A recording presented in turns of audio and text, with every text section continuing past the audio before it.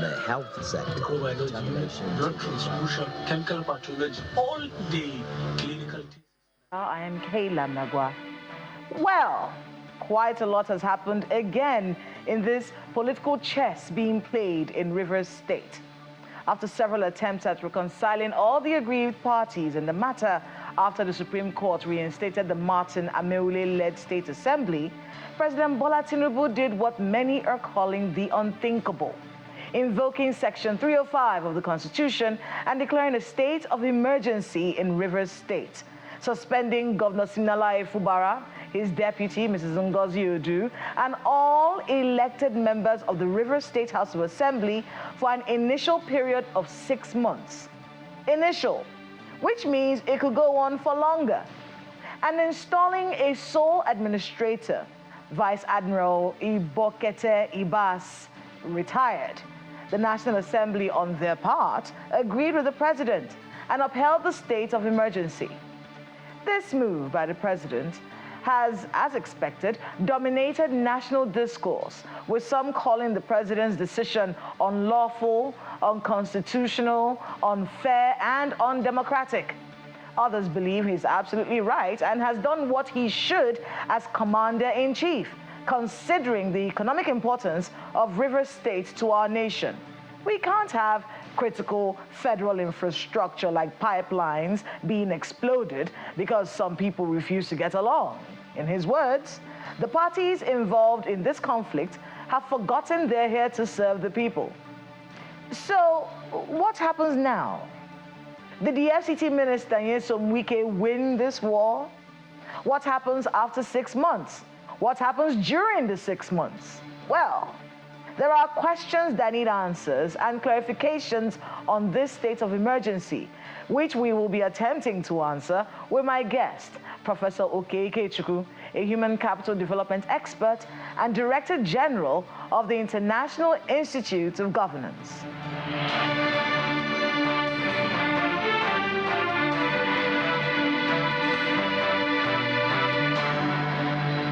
Professor Okey Ikechukwu, welcome to Hard Copy. Thank you very much. I'm glad to be here once again. We're looking at our country. It's our country. It's our country. Yeah. One of the biggest fears people are raising about this situation in Rivers State, and at where we are, because it's so many moving parts, so many things can change in the next few hours, is that it sets a bad precedence and will be copied, not can be, will be copied by others to carry out nefarious acts using the law. Do you share those sentiments? What is it that's going on in Rivers State? There are so many things. Question of copying, which aspect would you want to copy? All of it. Okay, I imagine we're speaking about the state of emergency. Yes, state of emergency, the whole Godfatherism issue, the governor and the state assembly having issues, the local government not being functional, the state in a state of worry, and then because it's a state that is the treasure base of our country, we're seeing the blowing up of national assets, using that as leverage to ask for one thing or the other. It feels like a time that we thought had passed is coming back and might be copied by others. No. Let's begin with what it is that can be copied. The first thing that people should learn from is the fate of all the actors, except Wike. Fubara is no longer governor if the state of emergency subsists. All the House of Reps members are no longer Assembly members, are no longer House of Assembly members. The Speaker is no longer a Speaker. So let us assume, as some people are speculating, that this is orchestrated from Abuja in the interest of one party in the dispute.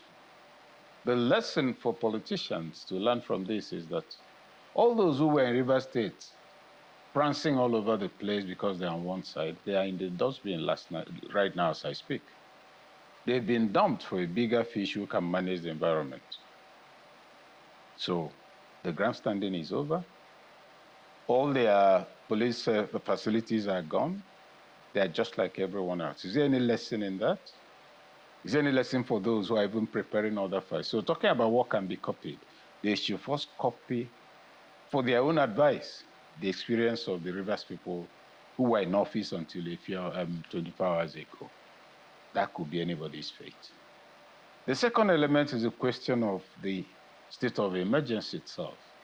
Some have argued, correctly I suppose in some cases, that it creates a bad precedent, but it's already also a previous precedent.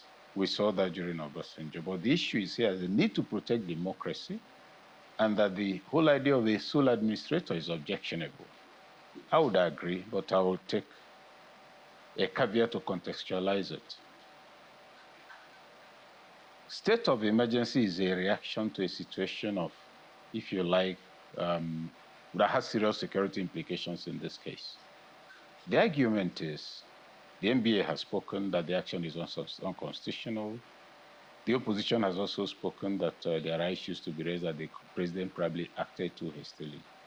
My take, and this is simply from the angle of reflection and, if you like, asking ourselves questions before we get too excited. There is an Attorney General of the Federation who is a lawyer. There is a Federal Ministry of Justice.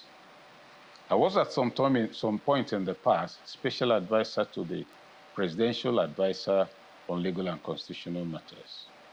My question would be, is it likely that Tinubu sat down and wrote that statement and went to read it out?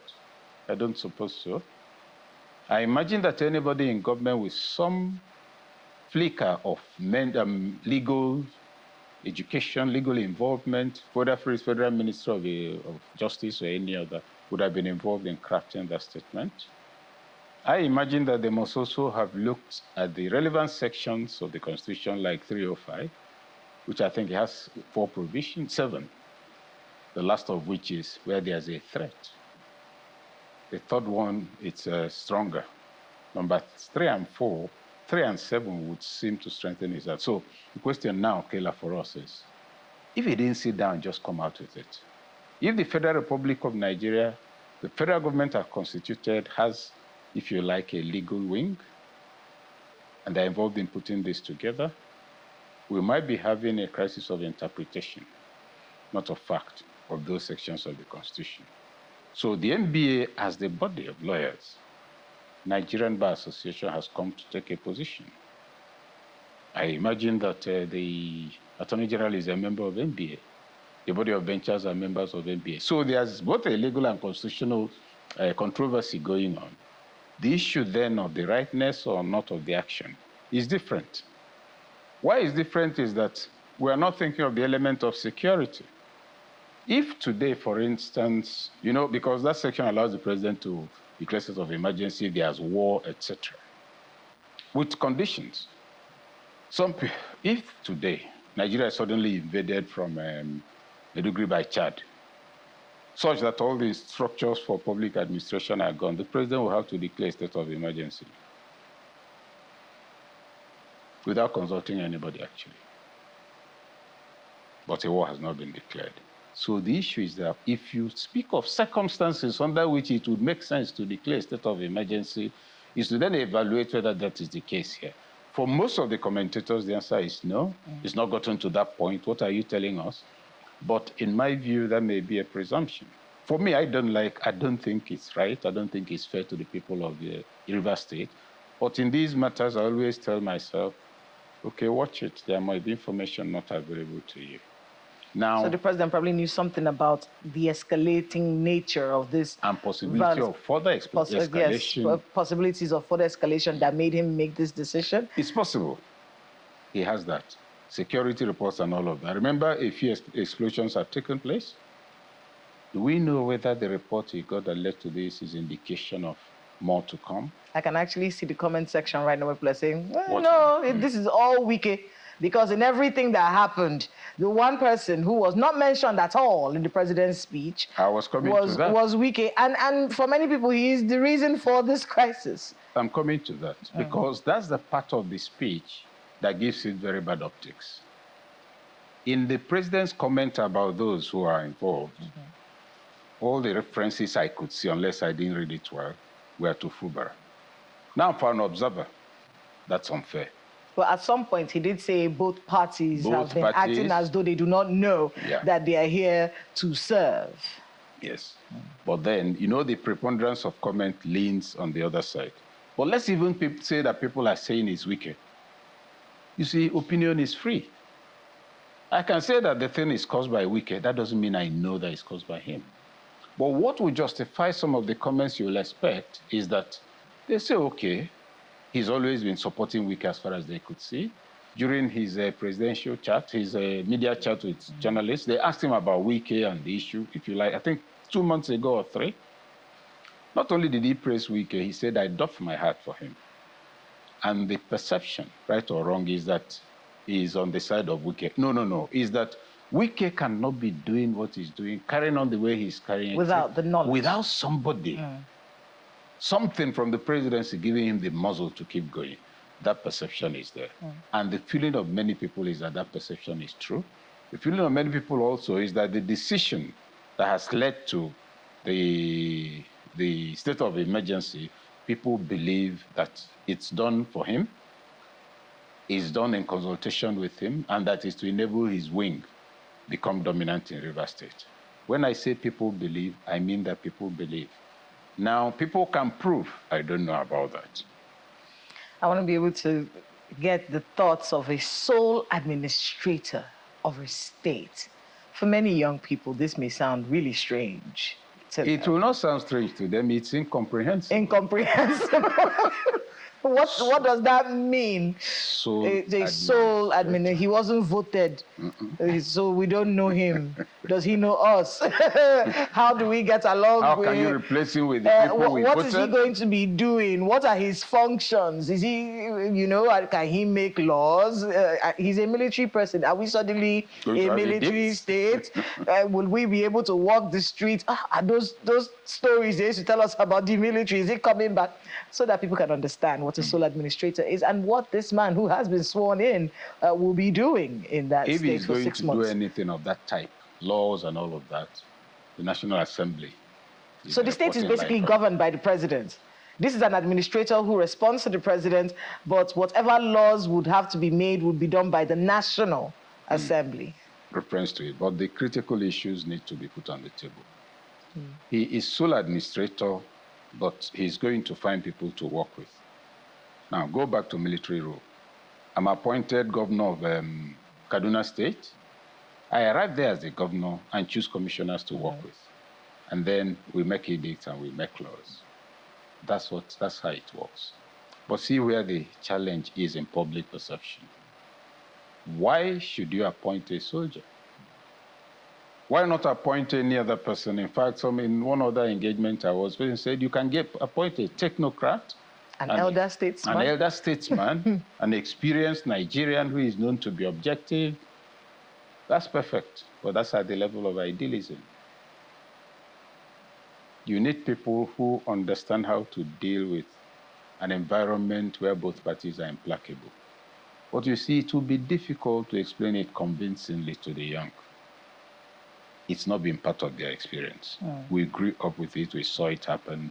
We saw military administrators. In fact, the changing would occur even in 24 hours, and we'll live with it. This will require a lot of explanation. But more importantly is to understand that Rivers State, the decision there, is not pleasant to a lot of people. The president's reason for doing that is also not too clear to everybody. If he has some security reports we don't know, fine, that may be true. Possibility of opportunistic criminality is also there. Fubara is a party interested. Wike is a party interested. Fubara is Ijo. And there's that sentiment, okay, it's our turn. Now they want to remove our man. We've never had this. Supposing I'm an Ijo man, very angry about all of this, gain access to where the legislators are living and detonate a bomb that takes out 9 buildings. He didn't send me, but that can happen. So this sort of an emotionally charged environment, clearly avoidable from the beginning, can lead to all sorts of things. Well, let's even look at the dynamics of the quarrel, quote and unquote. The issue is, why should he not respond to his godfather? He's the one who put him there. His own complaint under the table is that there were demands that were not in the interest of Rivers State. And his duty was to make that not to happen. My take is simple. he probably started the fight too early. That's all. I've heard this school of thought that he should have laid low for 4 years. No. Played the fool for 4 years. 4 years. Are you not a man? Are you on drugs? Why would you lie low for 4 years? Why are you there? You're a curse if you're going to lie low for 4 years. There was a quarrel over local government chairman, extension of by 6 months, isn't it? Mm-hmm. In 6 months' time, you have a tenure of 4 years. Let's not take up 8 years. They're in the place for 6 months. From the moment you enter, a lot of them will want to remain there beyond 6 months. So it's you they will approach, even as they're talking to their godfathers. In that 6 months, you come in, you've just been sworn in, you set out, go and visit all the traditional rulers in the state. That you're my father, I've come to inform you that I'm now the one in charge. They won't forget that. Look at the elder statesmen you know nobody really cares about. You go and say hello to them. You go to all the retired officers in the state, one after the other, whom nobody visits. I'm here. I'm open to ideas. So he started the fight too early. Too early. When should he have started the fight? There's something about power politics. Acquisition of state power, consolidation, and use. He acquired state power. He hadn't consolidated and started to use it. That's how it backfired. What happens after 6 months? Before we talk about what happens after 6 months, let's look at what happens within 6 months and what led to it. You mentioned Godfatherism earlier. We need to understand its full implications. It has a religious origin. Your godfather is somebody who takes responsibility for ensuring you grow in the faith. And the history is that as a Christian, those who met Christ became Christians by confessing, by being baptized. But now that you're a Christian and you've given birth to a child can't confess to Christianity. So an adult has to now say, on behalf of this child, I accept the message of the Lord and I take responsibility to ensuring that he grows in the faith. So at the political level, it's the same ideological thing. What we have today is, a form of leadership burglary. I've led the space, you stay there for me, and whatever I want, you give it to me. So you see, then it's no longer developmental, it's no longer ideological. It's hegemony building of the worst type. That's why it's bad. That's why you find that in most of the cases where political godfathers have quarreled with their political godsons or daughters, is about some sharing that didn't take place, some leverage that wasn't there, and all of that. I think maybe they've misunderstood the idea of being a godfather or godmother. They've misunderstood it with having a stooge. No, they don't misunderstand. They know what they're doing. They know what they're doing. Yes. So they've changed the definition. Yes. Because the concept of having godparents, I have godparents. I'm terrified Your of godfather could come and plug in the presence of your parents. I'm terrified of my godmother. You did something she's going to be watching this right now. And I know that I'm more terrified of her than my mother. Oh.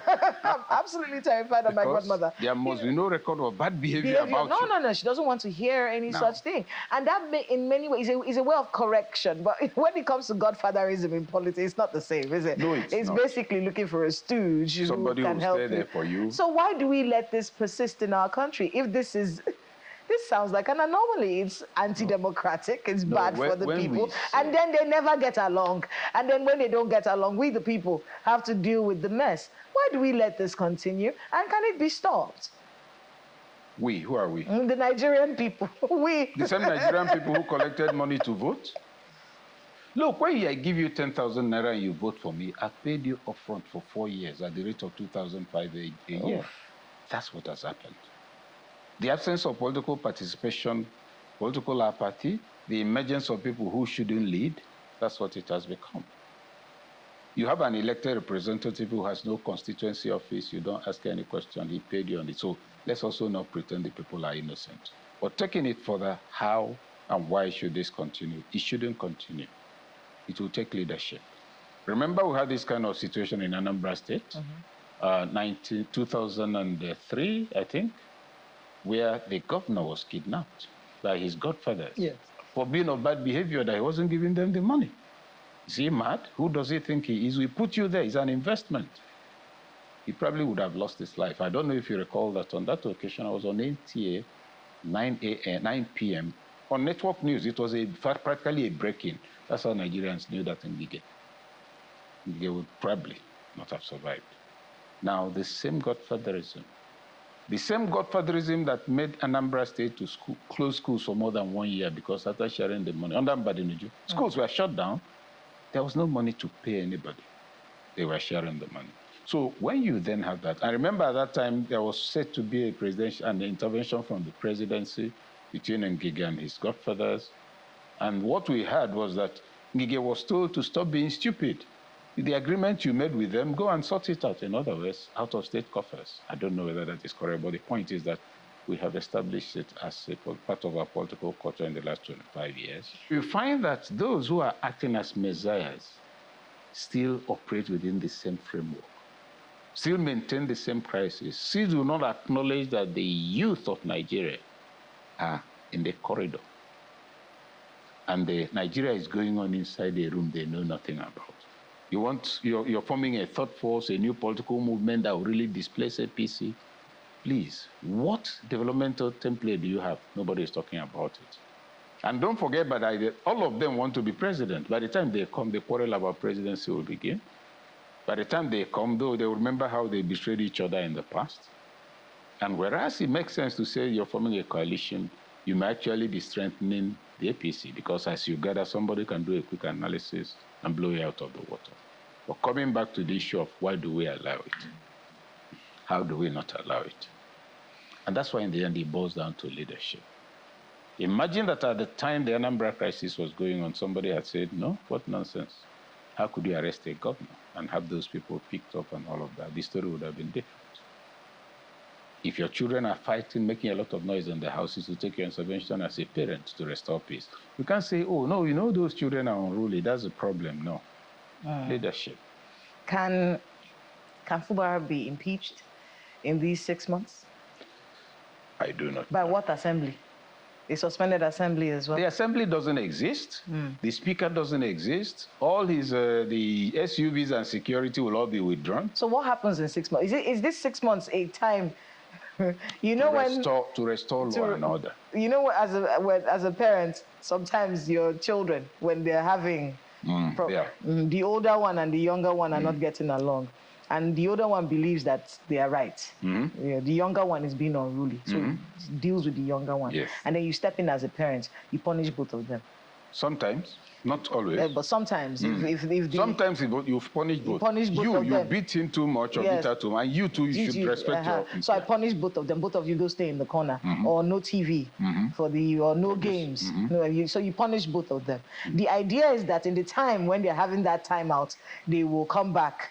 They might reconcile for peace, or reconcile so that they can get the benefits that they were enjoying before. Is that what the plan is with President Tinubu and the factions, the people in this crisis? Is it in 6 months he's thinking that they would have reconciled? To answer your question directly, Tinubu did not consult me. Come on. You asked me whether it's his plan, but let me tell you what. Is that what the thinking could have been? It might have been, but let me place some issues on the table. As we are here now, all the parties are biting their fingers. Except Wike. His time may yet come, assuming he's not biting in some way. Now, all of them are seeing what they could have done differently. All of them are seeing that the grandstanding, okay, here I could have done it like this, I could have done it like that. What I think they need to do, even if that's not the president's plan, they should go and meet and agree on how to reclaim their state. The state belongs to Rivers people. The state belongs to those who voted them or who allowed them to rig themselves in. Let them reclaim that state. Meet, find out what the core areas of friction are, see if they can agree on it. It may be difficult from the details some of us are getting, but that's the only way. After 6 months, what happens? There may be another 6 months. It's a possibility. A state of emergency ceases to exist when the circumstances that led to it are no longer there. If the circumstances are fixed. Fixed. Oh, yes. What are you doing? There's no emergency. Then Governor Fubara comes back. Okay, that is a matter on which I will refrain from making any comment at the moment. Because the extremism of the combatants, everybody wanted 100% victory. And towards the end, you saw Fubara now trying to make concessions. His letters were not being replied. I think by then he had come to realize one or two things. But I think that even if Wike today is victorious, he should be magnanimous. It will help his image because the public perception of him, particularly with reference to this thing, will need some improvement. You see, all of this controversy is destroying some of the positives about that man. If you can identify anybody in public office who has made the kind of intervention in infrastructure Wike has made in the last 15, 20 years, that has made up to 60% of the intervention Wike has made in infrastructure where he was in charge. River State, where he had only one road. Look at Abuja. So you find that one or two things that would have been something to talk about are being drowned in the poor optics of the reverse politics. That's something he should also worry about, I think. Professor Ikechukwu, I want to thank you very much for being with us on Hard Copy, and good luck with all the work you have ahead of you. As I declare state of emergency on the walk. That's Hard Copy tonight. I'm Kayla Magwa. Good night.